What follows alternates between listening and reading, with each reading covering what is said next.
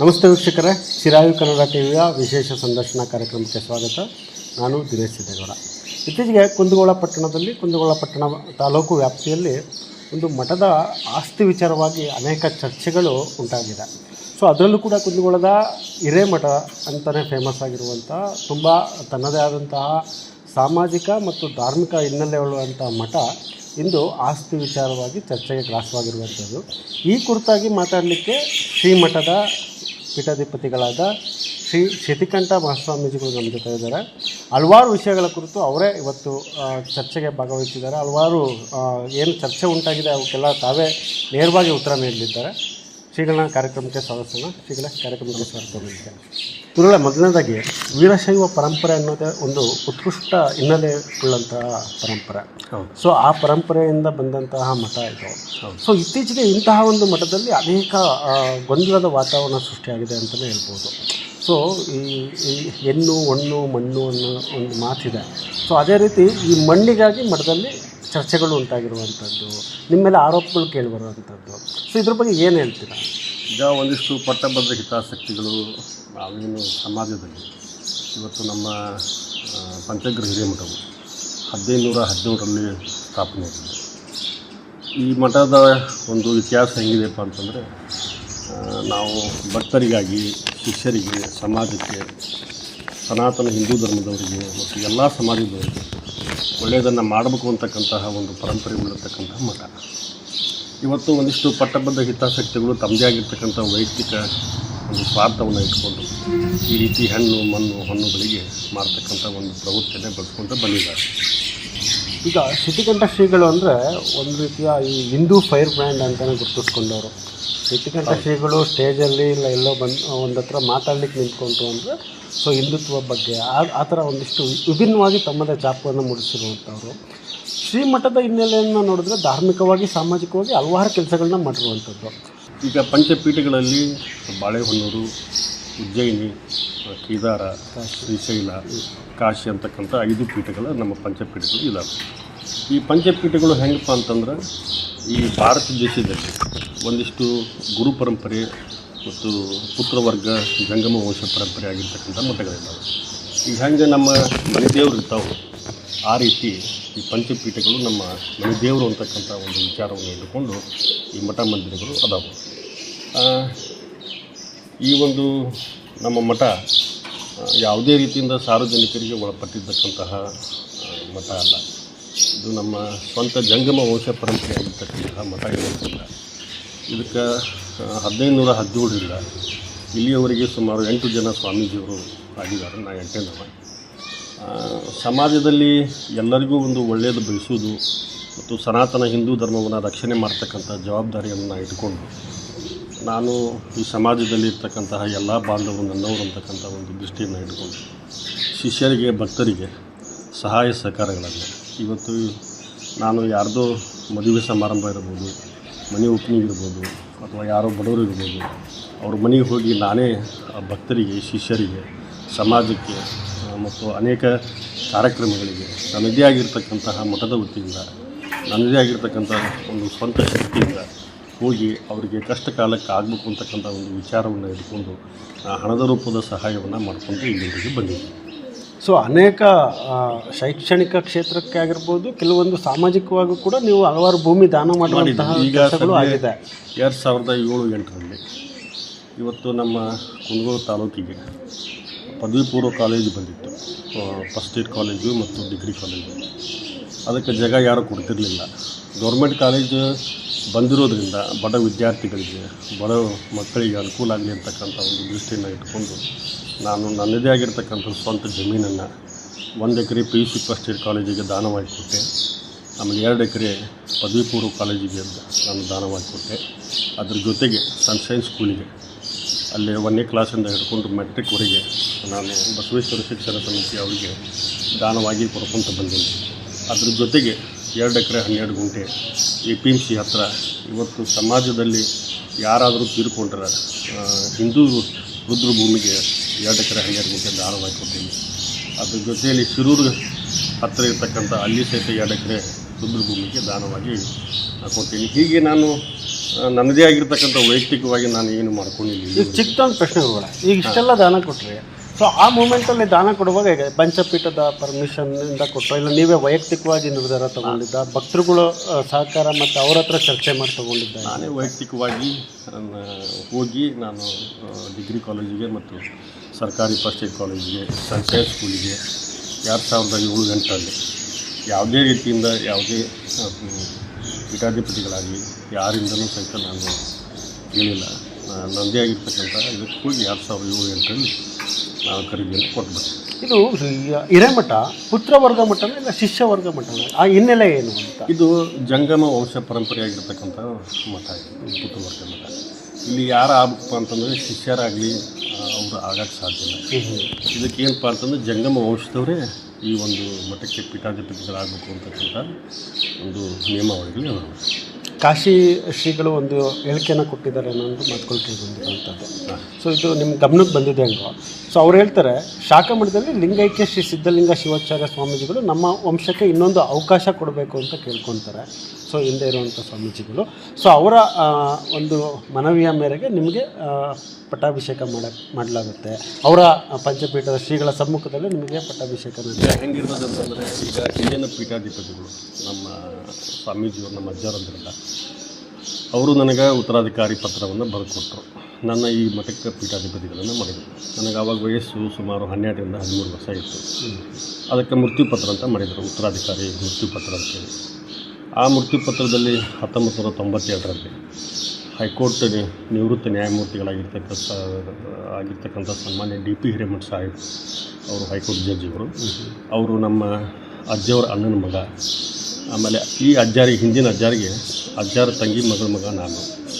ಈಗ ನಮ್ಮ high court judge ಏನದಾರಲ್ಲ, ಅವ್ರು ನಮ್ಮ ದೊಡ್ಡಪ್ಪರಾಗಬೇಕು. ಅವರ ಒಂದು ಇದರಲ್ಲೇ ಮಾಡಿದ್ರು ಅಜ್ಜಾರು ಇದರಲ್ಲಿ ಉತ್ತರಾಧಿಕಾರಿ ಪತ್ರ. ಯಾಕಂದರೆ ಮೈನರ್ ಗಾರ್ಡಿಯನ್ ಅಂತೇಳಿ ಅವರು ಮೃತ್ಯುಪತ್ರವನ್ನು ಮಾಡಿದರು. 18 ವರ್ಷ ಆದ ಕೂಡಲೇ ಅದು ನನಗೆ ಆಟೋಮೆಟಿಕ್ಲಿ ಬರಬೇಕು ಅಂತಕ್ಕಂಥ ಒಂದು ಮೃತ್ಯುಪತ್ರವನ್ನು ಅವರು ಅದರಲ್ಲಿ ಮಾಡಿದರು. ಅಂದರೆ ಈಗ ಈ ಮಾಹಿತಿ ಕಾಶಿ ಶ್ರೀಗಳಿಗಿಲ್ವಾ ಅಂತ ಮಾಹಿತಿ ಕೊಡ್ತಾ ಇದೆಯಾ ಈ ಮಠದ ಬಗ್ಗೆ? ಈಗ ನೋಡಿ, ಒಡನಾಟ ಅಷ್ಟು ಮಟ್ಟಿಗೆ ಆತ್ಮೀಯ ಒಡನಾಟ ಇರಲಿಲ್ವಾ ಪಂಚಪೀಠಗಳ ಜೊತೆ ಶ್ರೀಮಠ? ಒಡನಾಟದಲ್ಲಿ ಇದ್ದಿದ್ದು ಕಡಿಮೆನಾ ಅಂತ? ಎಲ್ಲ ಗೊತ್ತಿದೆ, ಅವ್ರಿಗೂ ಗೊತ್ತಿದೆ, ಎಲ್ಲ ಗೊತ್ತಿದೆ. ಒಂದಿಷ್ಟು ಜನ ಪಟ್ಟಭದ್ರ ಹಿತಾಸಕ್ತಿಗಳು ಅವರಿಗೆ ಇಲ್ಲ ಸಲ್ಲದಗಳನ್ನು ಏನಾದರೂ ಹೇಳಿರ್ಬೋದು ಅಂತಕ್ಕಂಥದ್ದಿದೆ. ಮತ್ತು ಸಂಪುಟ ಪತ್ರದಲ್ಲಿ ನಿಮಗದು ಕಾಪಿ ಕೊಡ್ತೇನೆ. ಆ ಕಾಪಿ ಒಳಗೆ ಸಂಪೂರ್ಣವಾಗಿರ್ತಕ್ಕಂಥ ಒಂದು ಅಧಿಕಾರ ಇವತ್ತಿನಿಂದ ಸ್ಥಿರಚರ ಆಸ್ತಿಗಳಿಗೆ ನಾವಿರ್ತಕ್ಕಂಥ ಪೀಠಾಧಿಪತಿಗಳು ಒಡೆಯರು ಅಂತಕ್ಕಂಥದ್ದನ್ನು ಅದರಲ್ಲಿ ನಿಮಗೆ ದಾಖಲೆ ಸಮೇತವನ್ನು ನಾವು ಕೊಡ್ತೇವೆ. ಈಗ ಪಂಚಪೀಠದ ನಿಮ್ಮ ಒಡನಾಟ ಹೇಗಿದೆ? ಪಂಚಪೀಠದ ಒಡನಾಟ ಅವರು ಎಲ್ಲಿಯಾದರೂ ಬಂದರೆ ಸಾಮಾಜಿಕ ಕೆಲಸ, ಧಾರ್ಮಿಕ ಕ್ಷೇತ್ರದಲ್ಲಿ ಬಂದಾಗ, ಈಗ ನಾನು ಸನಾತನ ಹಿಂದೂ ಧರ್ಮಕ್ಕೆ ನಾನು ಸಮಾಜದಲ್ಲಿ ಇರೋದರಿಂದ ಒಂದಷ್ಟು ಜನ ನಮ್ಮನ್ನು ಏನು ಮಾಡ್ತಾರೆ ಅಂದರೆ ಕರೆಯೋದಿಲ್ಲ. ಯಾಕಂದ್ರೆ ಹಿಂದೂ ಫೈರ್ ಬಂದ ಕೂಡಲೇ ಒಂದಿಷ್ಟು ಜನ ನಮ್ಮನ್ನು ಕರೆಯೋದಿಲ್ಲ. ನಾವು ಹೀಗಾಗಿ ಒಂದು ಪಂಥದಲ್ಲೇ ಪೀಠ ನೋಡ್ತಾರೆ. ಆದರೂ ಯಾಕಂದ್ರೆ ನಾವು ಇವತ್ತು ಹಿಂದೂ ಧರ್ಮದಲ್ಲಿ ಹುಟ್ಟಿ ಬಂದೇವು ಅಂತಂದ್ರೆ ನಮ್ದು ಎಷ್ಟೋ ಪುಣ್ಯ. ನಾವು ಹುಟ್ಟಿ ಬಂದಿದ್ದಕ್ಕೆ ನಾನು ಸನಾತನ ಹಿಂದೂ ಧರ್ಮದ ಋಣವನ್ನು ತೀರಿಸ್ಬೇಕು, ಸಮಾಜದ ಋಣವನ್ನು ತೀರಿಸ್ಬೇಕು, ಆಮೇಲೆ ಬಡವರಿಗೆ ಒಳ್ಳೆಯದನ್ನು ಮಾಡಬೇಕು, ಆಮೇಲೆ ಉಚಿತವಾಗಿರ್ತಕ್ಕಂಥ ಬೋರ್ಡಿಂಗನ್ನು ಮಾಡಬೇಕು. ಈಗೇನು ಆ ಪ್ಲಾಟ್ ಏನು ನಾವು ಮಾಡಕ್ಕೆ ಕೊಟ್ಟಿವಿ, ಅಲ್ಲಿ ಉಚಿತವಾಗಿರ್ತಕ್ಕಂಥ ಕಲ್ಯಾಣ ಮಂಟಪ ಮತ್ತು ವಿದ್ಯಾರ್ಥಿ ನಿಲಯಗಳನ್ನು ಅದೇ ಗುರು. ಈಗ ಅದು ನೆಕ್ಸ್ಟ್ ನಾನು ಅದನ್ನೇ ಕೇಳಕ್ಕೆ ಬಂದೆ. ಈಗ ಚರ್ಚೆ ಶುರುವಾಗಿದ್ದೆ ಅಲ್ಲಿಂದ ಸುಮಾರು 52 ಎಕರೆನ NA ಮಾಡಲಿಕ್ಕೆ ಕೊಟ್ಟಿದ್ದಾರೆ. ಅಂದರೆ ನಾನ್ ಅಗ್ರಿಕಲ್ಚರಲ್ ಮಾಡಲಿಕ್ಕೆ ಮನವಿ ಸಲ್ಲಿಸಿದ್ದೀರಾ. ಸೊ ಅದು ಅಂದರೆ ಕೃಷಿಯ ಹೊರತಾಗಿ ಶ್ರೀಗಳೇನೋ ಮಾಡೋಕ್ಕೆ ಹೊರಟಿದ್ದಾರೆ. ಶ್ರೀಗಳು ಒಂದಿಷ್ಟು ಕೋಟ್ಯಾಂತರ ರೂಪಾಯಿ ವ್ಯವಹಾರ ಮಾಡ್ತಿದ್ದಾರೆ, ಒಂದಿಷ್ಟು ಹಣ ಕೂಡ ಆಲ್ರೆಡಿ ತೊಗೊಂಡಿದ್ದಾರೆ ಅಡ್ವಾನ್ಸ್ ರೂಪದಲ್ಲಿ ಅನ್ನೋ ಒಂದು ಚರ್ಚೆ. ಈಗ ಮಠದಲ್ಲಿ ಸಾಲ ಇತ್ತು ಮಠಕ್ಕೆ. ಇವತ್ತು ಮಠಕ್ಕೆ ಯಾರಾದರೂ ಗೌರ್ಮೆಂಟಿಂದಾಗಲಿ ಸರ್ಕಾರದಿಂದಾಗಲಿ ಭಕ್ತರಿಂದಾಗಲಿ ಯಾವುದೇ ರೀತಿಯಿಂದಲೂ ಸಹಿತ ನಮಗೆ ದೇಣಿಗೆ ಆಗಲಿ, ಮತ್ತು ದೇಣಿಗೆನ ಕೇಳುವಂಥ ನಮ್ಮ ಮಠ ಅಲ್ಲ. ನಾವು ನಮ್ಮದೇ ಆಗಿರ್ತಕ್ಕಂಥ ಜಮೀನಿನಲ್ಲಿ ಇರ್ತಕ್ಕಂಥದ್ದನ್ನು ಉತ್ಪನ್ನಗಳನ್ನು ಮಾಡಿಕೊಂಡು ನಾವು ಬಂದಿರತಕ್ಕಂಥದ್ದು ಇರ್ಬೋದು.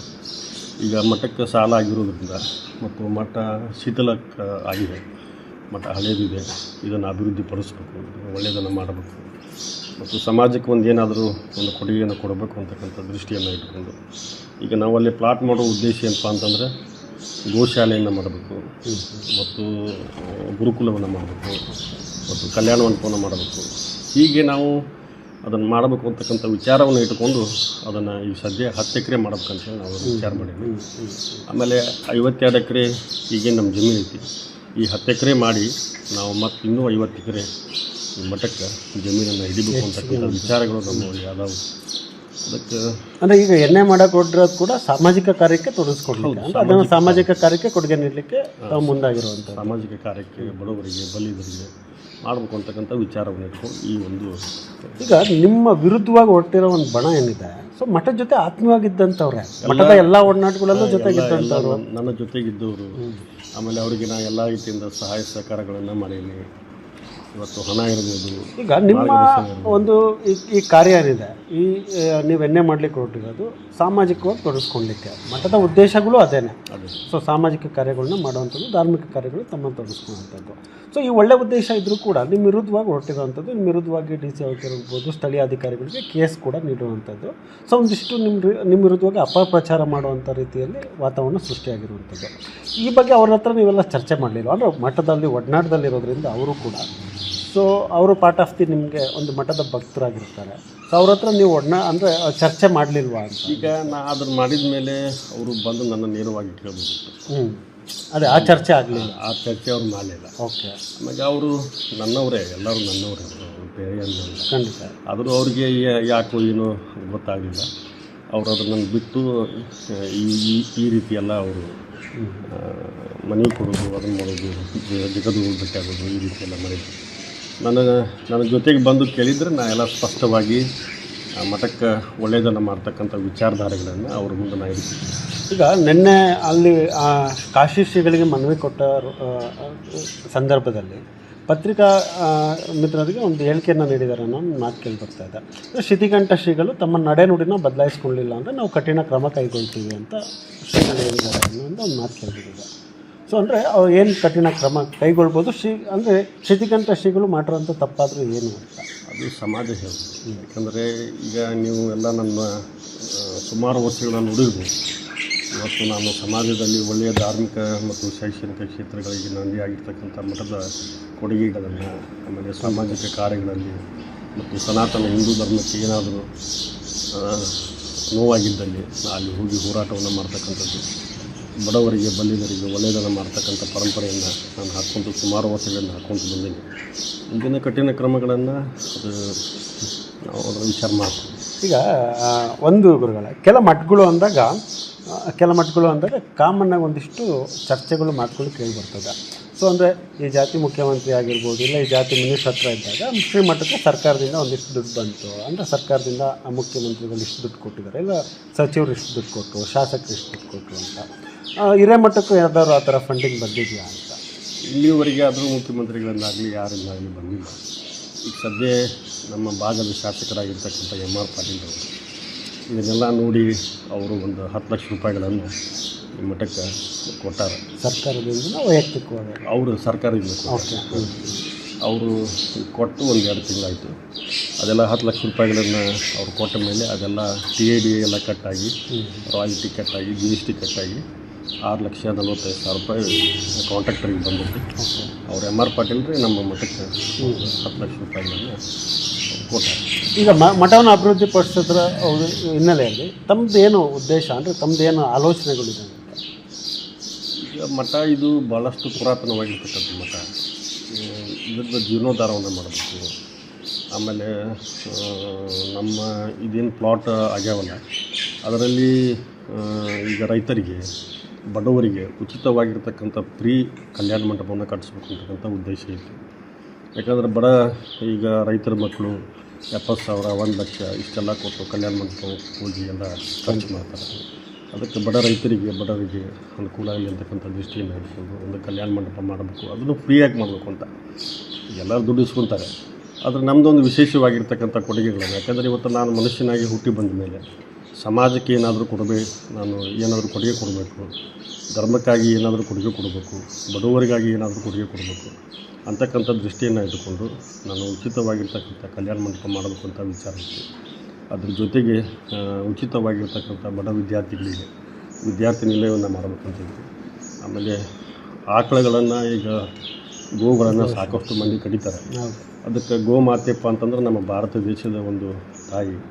ಅದನ್ನು ಗೋಗಳನ್ನು ರಕ್ಷಣೆ ಮಾಡ್ತಕ್ಕಂಥ ದೃಷ್ಟಿಯನ್ನು ಇಟ್ಕೊಂಡು ಅಲ್ಲಿ ಗೋಶಾಲೆಯನ್ನು ಮಾಡಲ್ಕೊಳ್ತಕ್ಕಂಥ ಒಂದು ಇಂಥ ನಮ್ಮ ಸಮಾಜಪರವಾಗಿರ್ತಕ್ಕಂಥ ಧಾರ್ಮಿಕ ಚಿಂತನೆಗಳು ಸಹಾಯ ಸಹಕಾರ ಮಾಡಲ್ಕೊಳ್ತಕ್ಕಂಥ ವಿಚಾರಧಾರೆಗಳು ನಮ್ಮದು.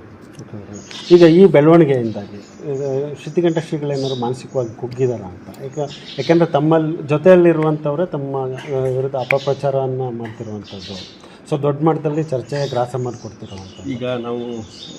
ಈಗ ಸ್ವಾಮೀಜಿ ಆದಮೇಲೆ ಇವತ್ತು ಎಲ್ಲವನ್ನು ಎದುರಿಸುವಂಥ ಒಂದು ಶಕ್ತಿ ನಮ್ಮ ಕರ್ತೃ ಶ್ರುತಿಕಂಠ ಸನಾತನ ಹಿಂದೂ ಧರ್ಮದ ಎಲ್ಲ ದೇವತೆಗಳು ನಮಗೆಲ್ಲ ಶಕ್ತಿಯನ್ನು ಕೊಡ್ತಾರಂತಕ್ಕಂಥ ನನ್ನ ಒಂದು ನಂಬಿಕೆ ಇದೆ. ಅವರ ಆಶೀರ್ವಾದದಿಂದ ಬರ್ತಕ್ಕಂಥ ದಿನಮಾನಗಳಲ್ಲಿ ಏನೋ ಕಠಿಣ ಕ್ರಮಗಳು ಬಂದು ಸಹಿತ ನಾವು ಎದುರಿಸಲಿಕ್ಕೆ ಸಿದ್ಧ. ಈಗ ನೆಕ್ಸ್ಟು ಅಂದರೆ ಈ ಒಂದು ಚರ್ಚೆಗೆ, ಈ ಒಂದು ಬೆಳವಣಿಗೆಗೆ ಏನು ಹೇಳಲಿಕ್ಕೆ ಇಷ್ಟಪಡ್ತೀನಿ? ಏನಿಲ್ಲ, ಇವತ್ತು ನಾನು ಮಾಡ್ತಕ್ಕಂಥ ಕೆಲಸ ಕಾರ್ಯಗಳು ಒಳ್ಳೆಯದಿದೆ.